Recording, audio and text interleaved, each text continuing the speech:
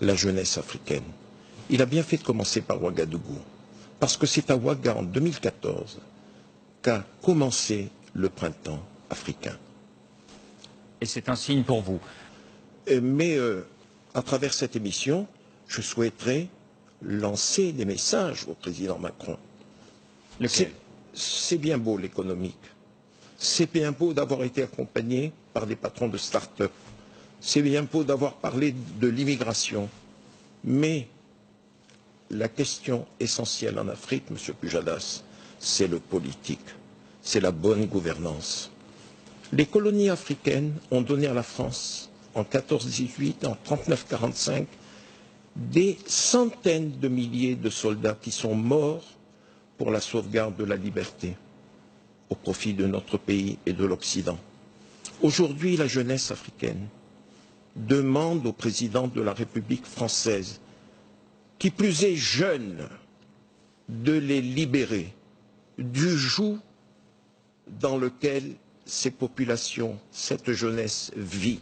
Vous, Robert sous la Bourgi, botte de despotes. Vous, Robert Bourgi, vous qui tenez sont ce là, discours. oui, absolument, Monsieur Pujadas. Vous êtes connu pour avoir été l'ami de ces despotes, même si vous avez pris vos distances ensuite. Monsieur Pujadas, comme disait le président Chaban-Delmas, il n'y a que les imbéciles qui ne changent pas d'avis.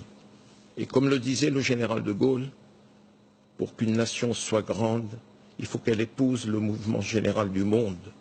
Aujourd'hui, le monde a changé.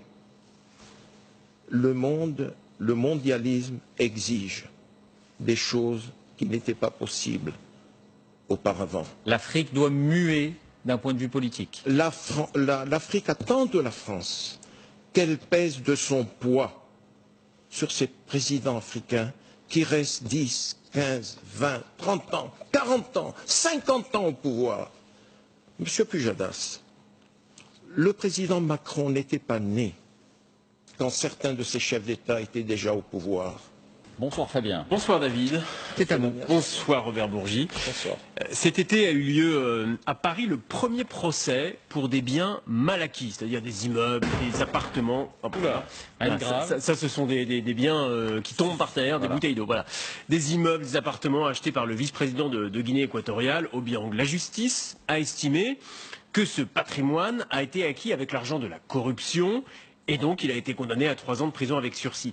Des biens comme cela, est-ce qu'il y en a beaucoup en France? Est-ce qu'il y a donc beaucoup, potentiellement, de procès et d'affaires qui vont émerger?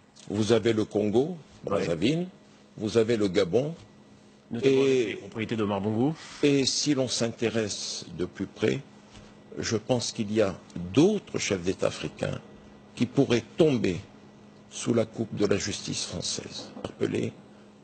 J'ai été un acteur et un témoin de la France-Afrique, tant du côté obscur que du bon côté de la France-Afrique. Je ne souhaite pas que le côté obscur se pérennise. Pas du tout. Monsieur Pujadas, le président Bongo accède au pouvoir en 1967. Je l'ai servi loyalement, efficacement, et je l'ai tant aimé. S'il était en vie aujourd'hui, je lui aurais tourné le dos. Il a gouverné le pays de 1967 à 2009. En 2009, le rôle que j'ai joué indirectement dans son élection n'a pas été mineur. Il est au pouvoir. Il a été battu en août 2016. Voilà que cet homme se maintient au pouvoir. Ça fait donc pratiquement 50 ans. Pareil pour le Togo. Le président Yadema prend le pouvoir. Il y est resté 40 ans.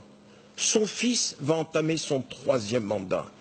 Il y a des manifestations, des soulèvements dans tout le pays, des massacres, et la France ne bouge pas. C'est pour cela qu'au début de mon propos, je disais que le président Macron a un devoir vis-à-vis de toutes les populations africaines, de toute la jeunesse africaine qui attendent beaucoup de lui. Il est jeune et ses semelles ne sont pas plombées par ce que l'on appelait la France-Afrique. Et on lui dira facilement que c'est de l'ingérence. Si la France intervient dans les choix politiques des pays d'Afrique, elle sera considérée comme une ingérence, cette action-là. S'il a le mandat de l'ONU, un mandat international, comme l'a fait le président Sarkozy en Côte d'Ivoire, pour envoyer Laurent Gbagbo à La Haye, c'est pas difficile. Il prend le téléphone, il appelle le secrétaire général des Nations Unies, il appelle l'Union européenne, mandat lui est donné, il dégage.